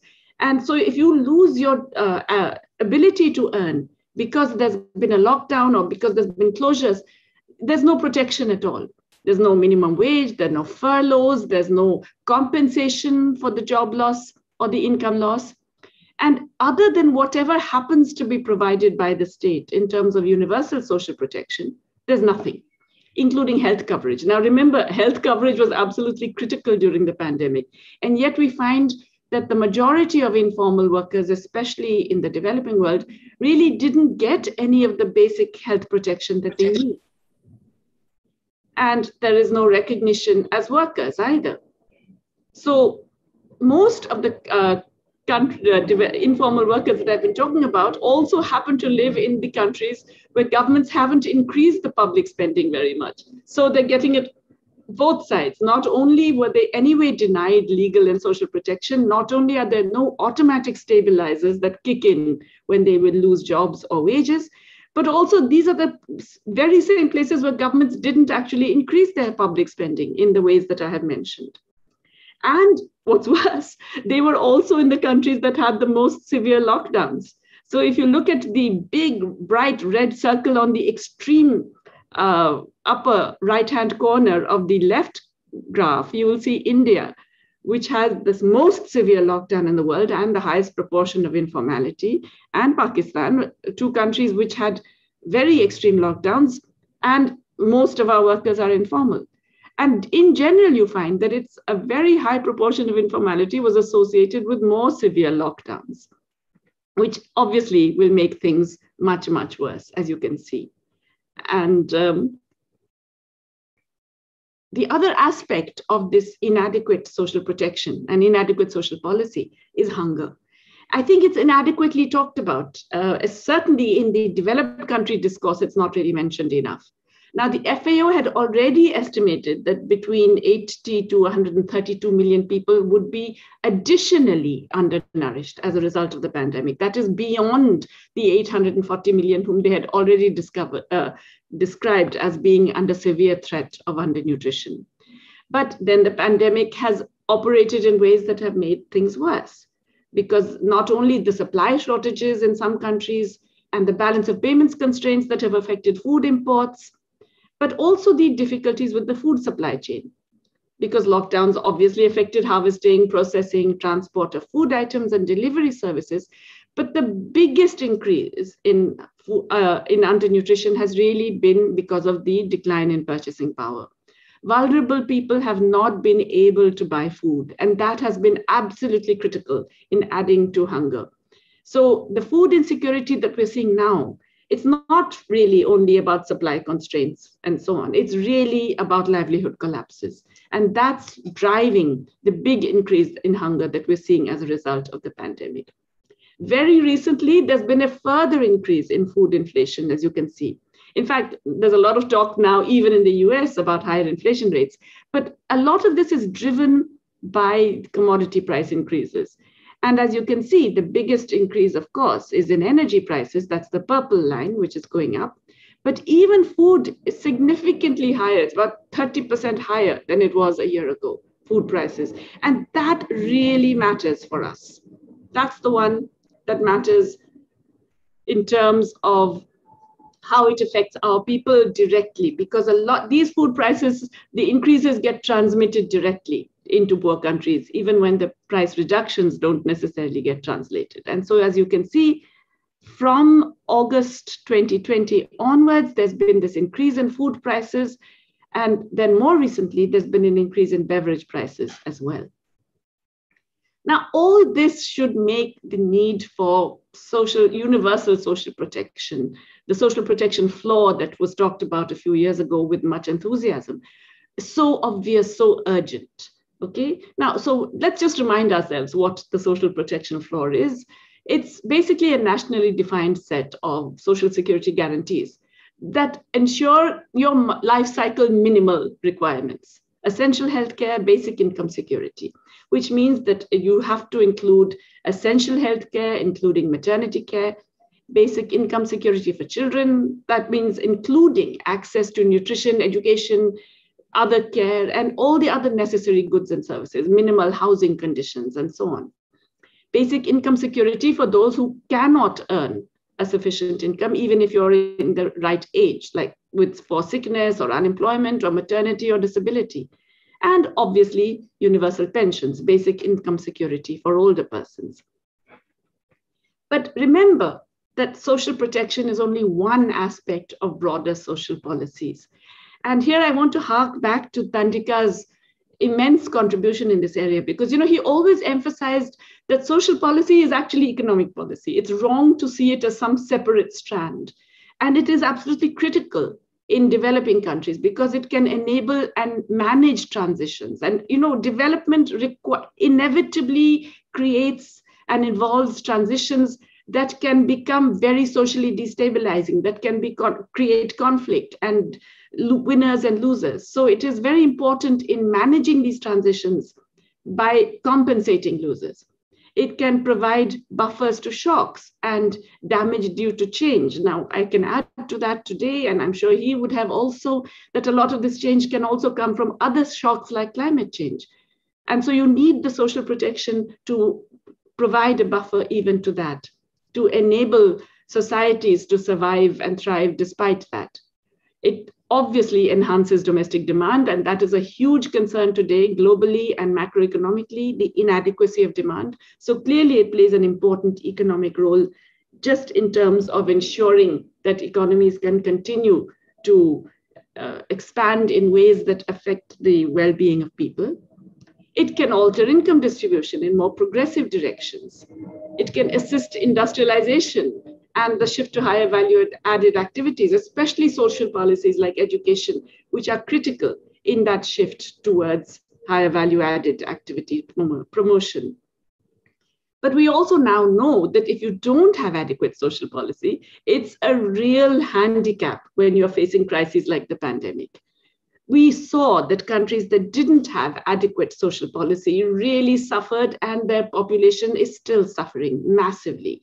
Much, much more so than countries that had stronger, more resilient, and more widespread healthcare systems that were publicly managed, and countries that had sufficient social policy to manage the livelihood shocks that occurred during the pandemic. But remember, the pandemic is just the starter. Unfortunately, it's the appetizer course, and the main course of climate change is already upon us. It's already happening. And so the impact of inadequate social policy is going to become even more evident because of climate-induced crises. Unfortunately, as I've mentioned, developing countries have been wary of proactive social policy because of both actual fiscal constraints and self-imposed constraints. But if you have sufficient political will, you can deal with this. And if you have governments who say that, well, we will put restrictions on capital mobility so that we don't get these massive movements out, or we don't get threatened by credit rating agencies whenever we go in for an expansionary fiscal policy or whenever we go in for progressive taxation, then you can actually deal with all of these fears, these actual and imputed fears. And essentially, what I've been arguing is that progressive social policy is not just critical for all the reasons that Tandika had emphasized, but it's an important element out of the way in which we can get out of these multiple crises facing humanity. In other words, we are now faced with, let's face it, existential crises. And of course, we have to deal with them on multiple fronts, but we cannot deal with them unless we also associate them with the progressive social policy and with much more proactive and aggressive social policies. Okay, thank you. And I will stop the screen share right now. There we go.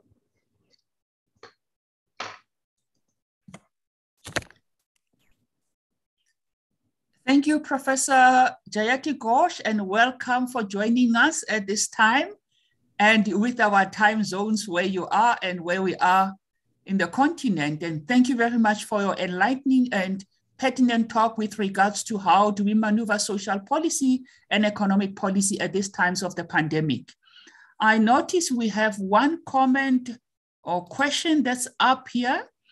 On the question comment side, if you can see that, it's more about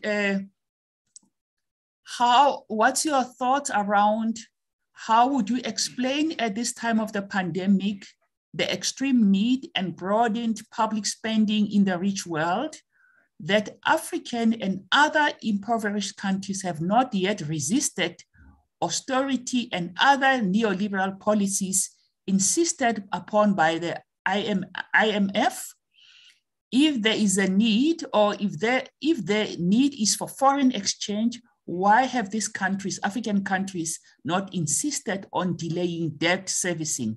Would you like to touch base on this aspect around how do we deal with the IMF and our austerities in Africa?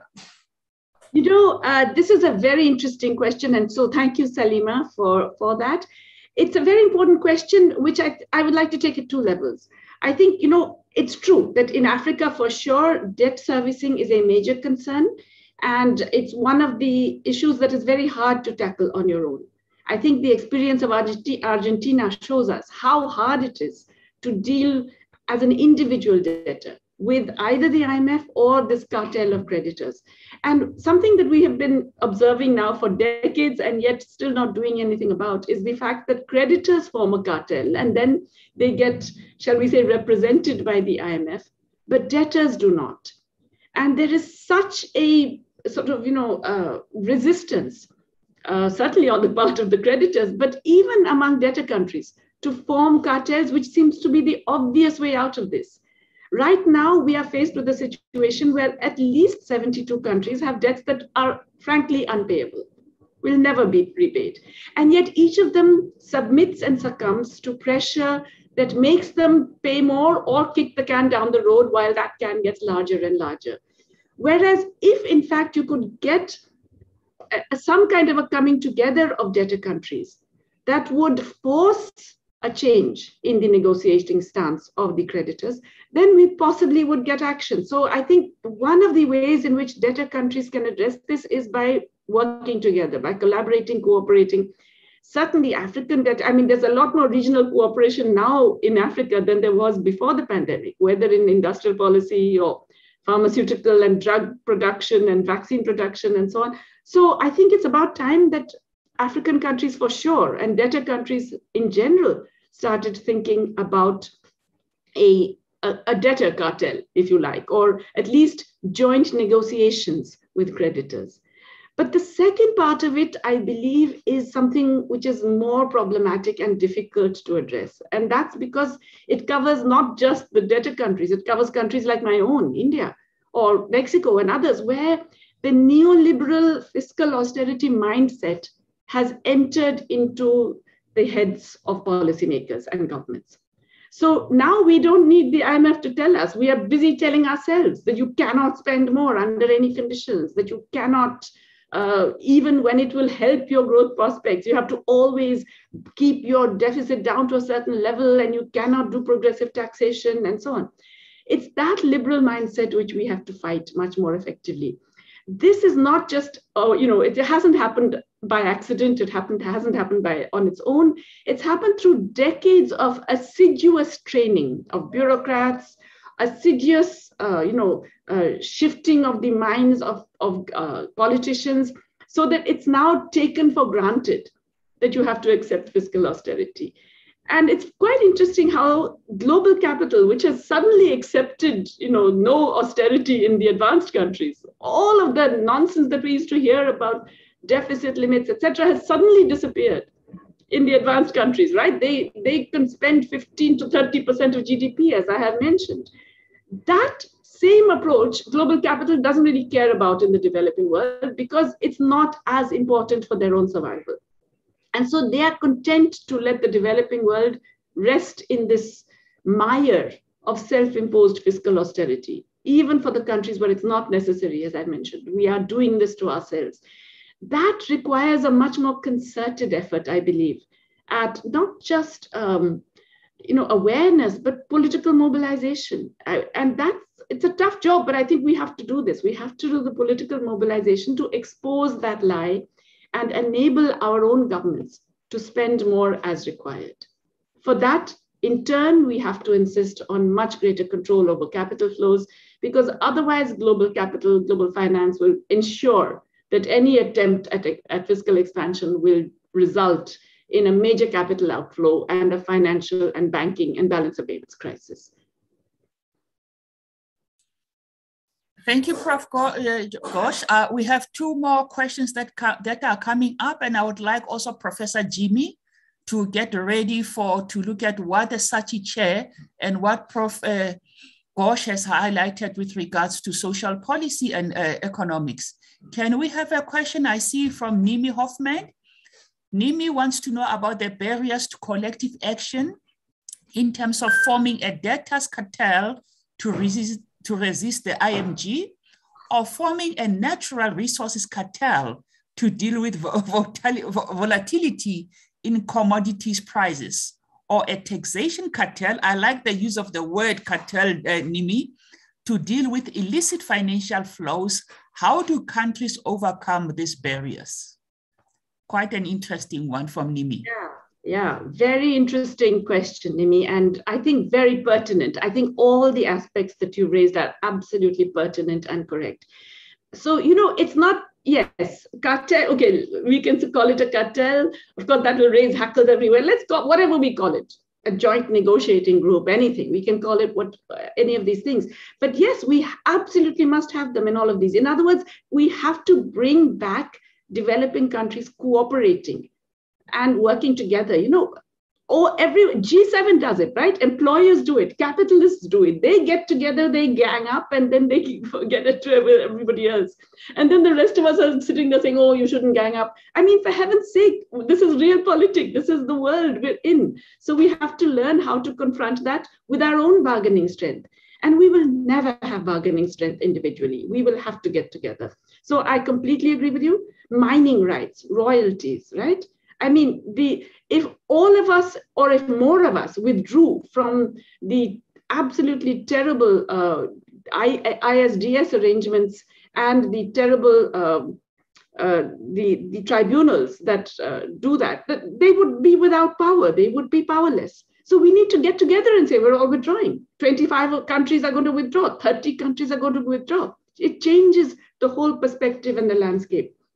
Mining is going to become even more important here. And I think it's very important to mention all this greening that is happening in the developed world. Okay, all the massive reduction in carbon emissions is happening largely in two ways. One, by exporting the emissions, relying much more on imported emissions in the developing countries, but also by shifting towards green energy sources, particularly in the form of electrification, right? Now, a lot of that requires mining and minerals and rare earths that are found in Africa, in Latin America, in parts of Asia. And so we're going to see another mad scramble for a lot of these resources. Lithium, copper for sure, but coltan and a bunch of other rare earths, which are critical for solar batteries, for electric cars, and so on and so forth. We have to be prepared for this and not allow us once again to be exploited by rapacious extractive industries from the north that are going to come and grab what they can. We should be setting conditions, demanding public control over those resources, demanding adequate shared royalties, just distribution of the gains from these, instead of once again being just taken for a ride. So I think it's very important to join together in all of these things. Taxation again, the OECD tax process, the base erosion and profit shifting inclusive process, as it was called, was anything but inclusive. It was a deal decided on by G7, forced onto G20, and then imposed on all of the 136 member countries. We have to fight that by saying, well, okay, we don't like your deal, we're doing our own. If enough developing countries get together and say, we are going to impose on multinationals a tax based on our perception of our fair share of their profits. If enough of us get together, we are strong. The trouble is we're all individual and we say, oh, you know, we can't do anything and how can we influence them? So instead of hoping that they will suddenly be nice to us, we should start bargaining based from a position of greater strength, which can only happen if we combine. So yes, I completely take all your points on this. Thank you for that one. There's another one from Dennis Canterbury. Dennis comments you on the lecture, but he wants to know on what do you make of the current realignment in economic policy with Asia as a way out of the problems you have outlined in your keynote address? You know, once again, I'm reminded of Thandika and something he said to me, which has really remained in my mind. We were talking about recent Chinese and Indian investment. This was some time ago, but you know, at that time, recent Chinese and Indian investment in different parts of Africa, and the critique in many African countries that, you know, they were being extractive and they were being colonial in the approach. And of course, this is something that is planted by Western powers also, right? Because they wanted to be the only colonials. And Thandika's response was that, yes, sure, you know, they are interested in their own national interests and interested in extraction and so on and so forth. But it's always better to have competing imperialists because you can actually play off one against the other. You can bargain for better terms. In fact, it's never good to be subject to only one imperial power, which I think is an interesting way of looking at it. So I think that the realignment with China in particular, it's really China because India's role is very minor, is something that Africans have to see in terms of their own interests and what they can gain from and benefit from. I think it's worth noting that, you know, the Chinese role has been very significant, not only in terms of certain types of infrastructure, but in changing the discourse of the Western aid agencies. You know, they had all moved away from providing infrastructure towards the soft stuff and getting people to do lots more microfinance and, you know, whatever was the flavor of the month in poverty reduction, cash transfer, whatever it is. When the Chinese come and say, we're going to invest huge amounts in Angola or in Mozambique or in this or in that, suddenly you find the Western aid agencies also saying, okay, now we're also going to invest in infrastructure. We're also going to invest in roads and so on and so forth. So it has created a shift. But a lot depends on how African governments themselves respond. Where the Chinese investments have been the most advantageous is where the governments themselves have sought to ensure that they are compatible with their own national development goals. And I think there's more and more research that shows that, including some done by some of my own research students, that it really depends on how the governments respond in terms of that shift. There is no one inevitable outcome. It will depend critically on the domestic political economy and that interplay with the Chinese interests or Asian interests more broadly. Thank you for that one. We have Mugisha. I think you can have a sip of water there, Prof. Ghosh, whilst I'm highlighting the question from Mugisha. Mugisha says, if you can share more light on the conception of social policy as economic policy, and that was highlighted because of what Professor Thandika believed in. What could be gained and lost through this conception, given the tendency for economics not to speak adequately to issues of care compared, say, to profit? Interesting one from Mugisha. Yeah, that's right. That's a very interesting question. So, I want to come back to this question about, and I think this is linking to some of the other questions. I noticed that I think Kate Meager has a question which is related about, whether this focus on the sort of demand impact of social policy is playing into the hands of those who see this as another means for just, prolonging and extending capitalism and so on. So I think we have to basically think of social policy as economic policy by also rethinking our notion of what economic policy should be doing. And here I want to bring in something which might seem extraneous, but I don't think it is. I happen to be a member of a WHO Council on the Economics of Health for All. And our starting point, this is a council headed by Mariana Mazzucato. And incidentally, it's all women, but that's, I would say it's incidental. But the point is that the focus of our council is quite different from the standard way in which, economists look at aspects of the social, if you like, which is to say that our aim is health for all. Okay, that's what we want to achieve. And then we're saying, what is the economy that will deliver health for all? What are the parts of the economy that we need to consider, and how do we manage, regulate, and deal with all of those parts to ensure health for all? Which means you would look at, for example, innovation policy and technology in terms of how it's delivering health for all. And we will say that the current way of managing innovation is all wrong because it is allowing private monopolies over knowledge which prevent health for all. So we have to think of a new way of managing innovation, a different way of regulating and a different way of doing the so-called public-private partnerships, which doesn't mean that the public takes on the risks and the private gets all the profits and gets to keep the knowledge.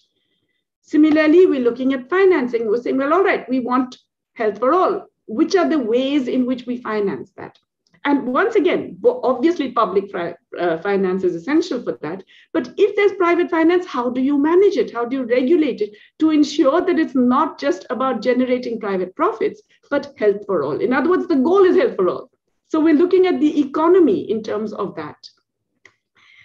And so on and so forth. I could give you many more examples, but the point is this. The point is that we shouldn't be thinking of social policy. I mean, what's the point of an economy? What's the point of economic arrangements? Why do we have a market? And so on? Finally, because we want a happy, healthy, productive society that enables people to fulfill their potential, right? And have the freedoms, the capabilities that Seth talked about. That's why we want an economy to function in a particular way. Now, one way of doing it is to say, well, here's this neoliberal economy. It will eventually deliver through trickle down and whatever. Another way of doing it is to say, well, look, the economy we have is not delivering this. It's giving us inequality, oppression, exploitation, and unsustainability, right? We're going to destroy the planet as well. So now let's think of which economy, what do we need to change in that economy to give us that? When you think about it that way, economic policy, social policy, they're the same, really. This whole idea that social policy is a little thing on the side you do for the welfare of the citizenry, that's completely demolished. Everything we do is directed towards a happier, freer, productive society, in which case the economic policies have to be, and the institutions and the regulatory practices need to be adjusted for that. Now, that's, if you like, the ideal. Clearly, there is power involved. And of course, one of the critical things all of us would recognize about the economy is that always it reflects power imbalances, distributive calls, and issues of, bargaining power. So we have to factor all of that into account. We have to say, well, all right, this is the kind of thing we want in terms of our economy, which includes things that are often called social policy. And we want to think of ways in which we can counter the existing power imbalances, using economic policies, using economic institutions, and using regulatory practices and legal codes, because all of them matter critically. So we recognize the power imbalances, we recognize the bargaining imbalances, and then we say, well, all right, what are we going to do in terms of the changes in economic policy that can do this? And of course, if you say health for all, if somebody will say, oh, that's a social policy. But for us, in fact, everything that we do is really about the economic policy. So the two, it's very different then to distinguish between them. Think of it the other way. if you think of health for all and say, well, that's a social policy and whatever you're doing for health, it's nice to have healthy people. But, it makes no sense to talk about an economy without recognizing that the health of the people who are functioning in that economy is absolutely critical. And so I could say the same thing for education, that, many people talk about how the education levels of people are important for the economy. And then there are all these estimates, right, of how this much. And of course, there's the other thing that frankly always drives me crazy. When they talk about women and they say, oh, if you had more women working, the GDP would go up by that much. To me, it's completely the wrong-headed way of looking at it. What we should be interested in is what's the best society in which women also have the freedom to work when they want and don't have to do unpaid work disproportionately compared to others. And that society recognizes unpaid work, reduces it, redistributes it, rewards the care workers who do it, and so on and so forth. If you do all of that, then you stop thinking of social policy as this side deal that you have to somehow justify by saying that it will lead to this much economic growth. You're saying that our purpose is this human progress. Some economic policies impede it. Some social policies are absolutely necessary for it. We are going to look at that combination of policies which delivers the human progress that we want. I think that is the way I would look at it. Thank you for that analysis, Prof. And I think you have covered aspects from Kate Miga's questions and also Tekwa when you were answering Mugisha's question, because they are interrelated. There's one more here that I want you to touch base on. It's from Laura Mann. And Laura said, is there an equivalent of Codesria in South Asia? How has the political context for critical social science changed within your region in South Asia? And how might the intellectual networks around transformative social policy be strengthened across regions? What's your take on this one, Prof?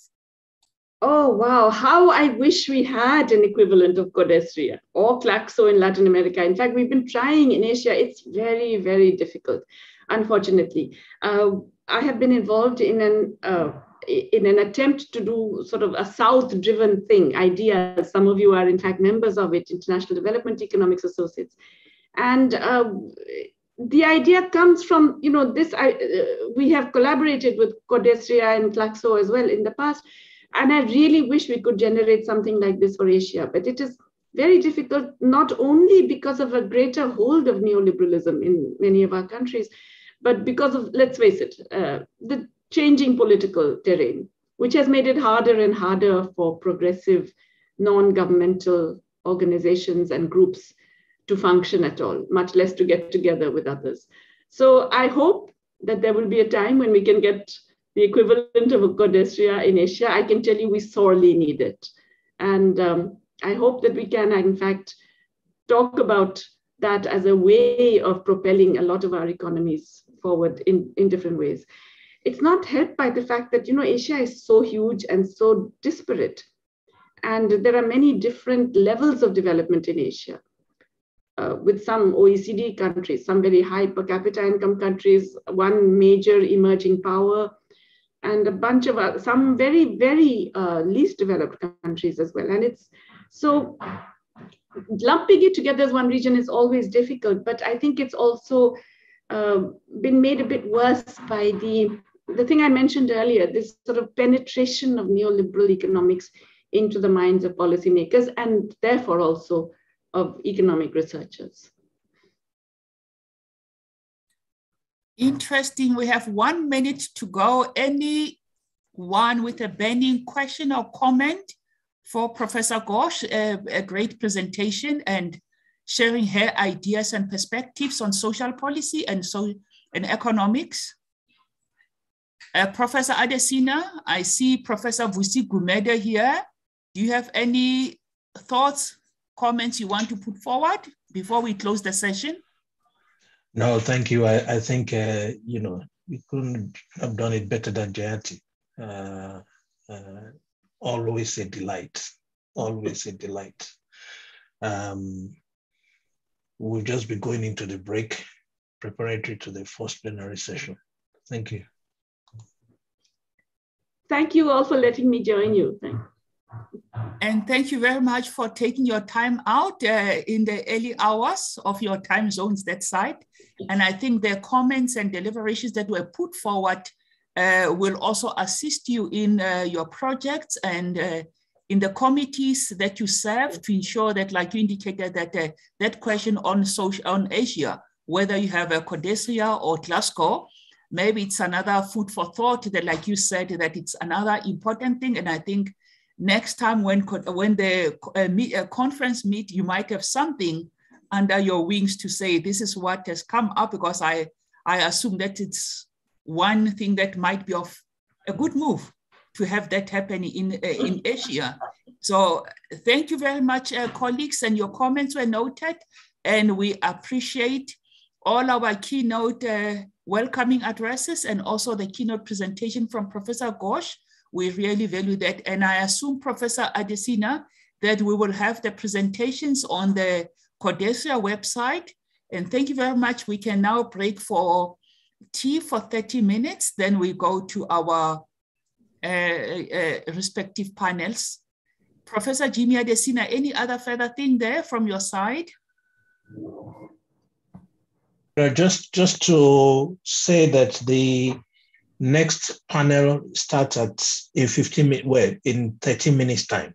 So people can have a comfort break of 30 minutes.